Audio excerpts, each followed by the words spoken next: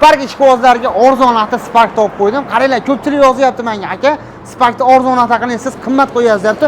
Qo'ldan kelgancha sizlarga arzon narxda harakat qilyapman qo'yish uchun. Qaranglar, mashinamiz 2013-yil, kraskasi 3 ta detalida bor deyapti.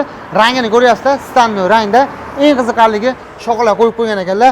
4 ta yaxshi balondan qadab qo'ygan ekanlar. Eng qizig'i diskalar ham qadab qo'ygan ekanlar. Nexus 3 diskalardan. Holat haqiqatan zo'r. Oladilar, minadilar deyapti. To'g'ri, mashina burishda turibdi, lekin narxi arzon narxda. Salonlarga keladigan bo'lsa, chexol polilari bor ekan. Yurgan masofasi 250 ming kilometr yurgan deyapti. Orqada temir metallari bor ekan.